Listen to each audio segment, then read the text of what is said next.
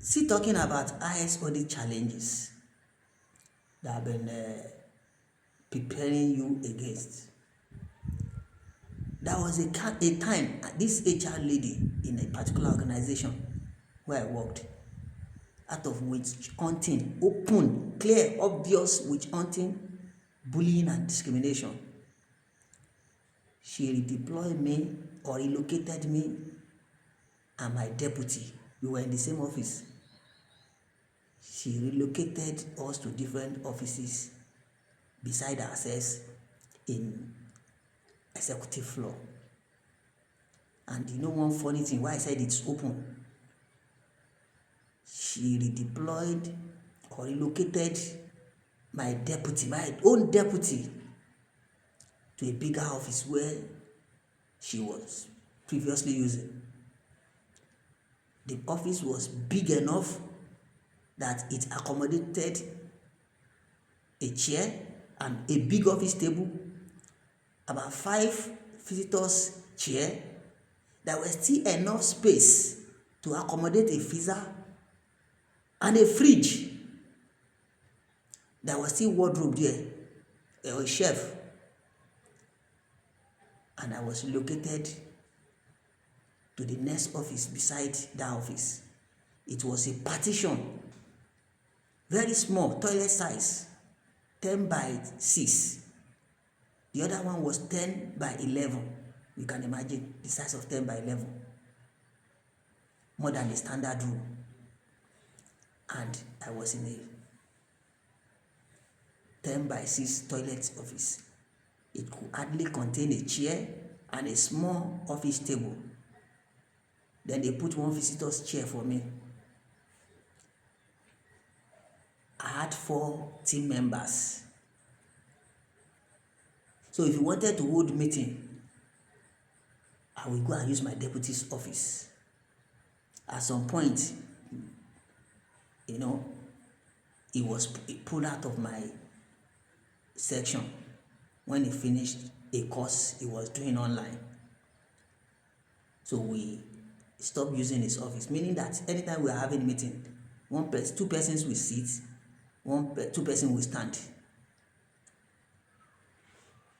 It was one visitor's chair that was in that office. I had to go and look for one extra chair from our previous office.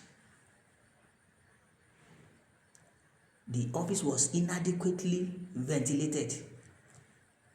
The central AC has 4 vents, that's 4 holes.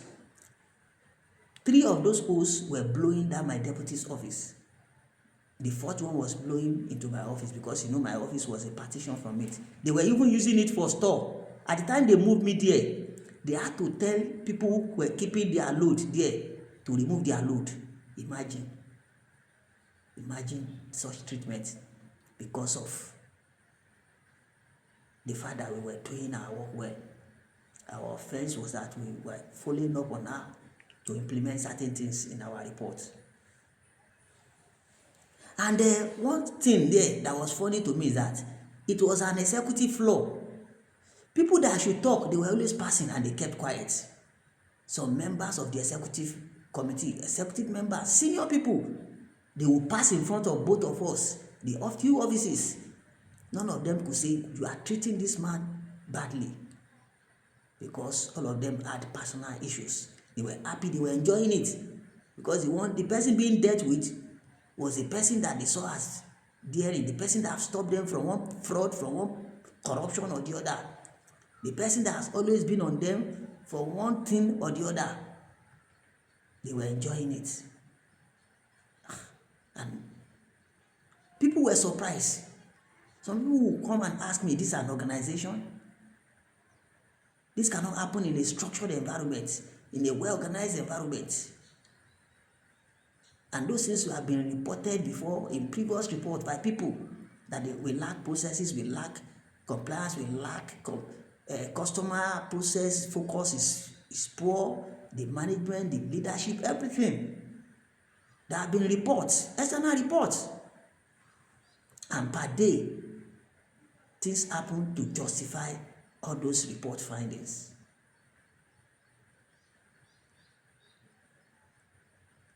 Before then, there and that my deputy, we were squeezed into one office on the same floor. They removed the good chairs, and tables. That office, initially, when we relocated into that place, we were using an office before then.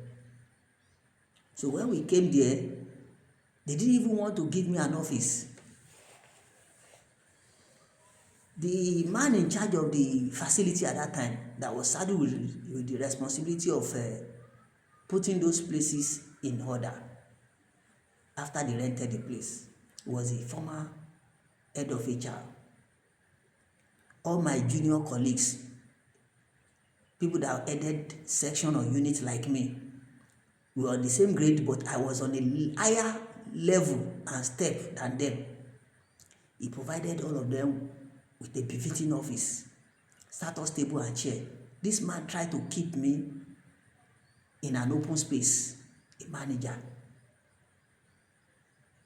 with all that junior staff. It was a professor who said, no, Mr. Lagbaja, you can't do that. Meanwhile, at that time, there were about 3 vacant offices, 2 to my right, 1 to my left. They were even keeping offices for people that have not been interviewed.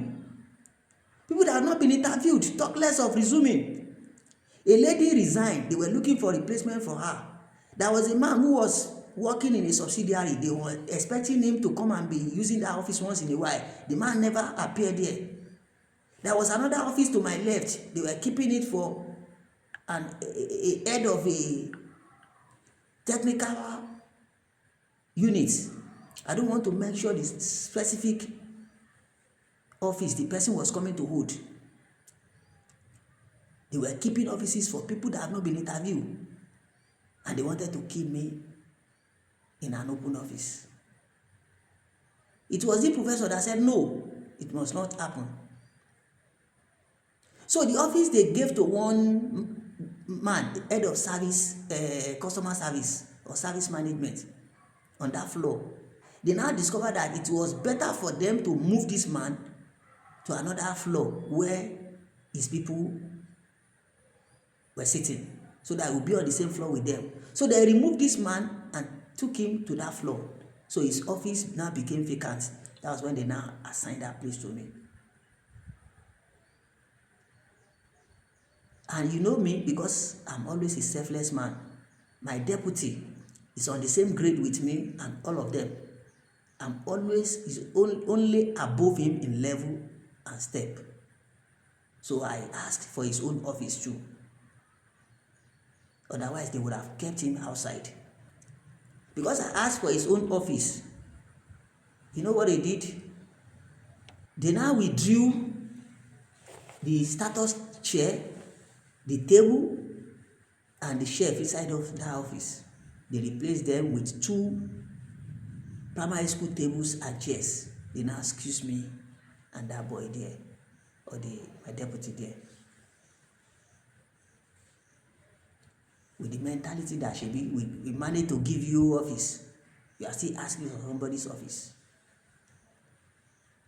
Can you imagine?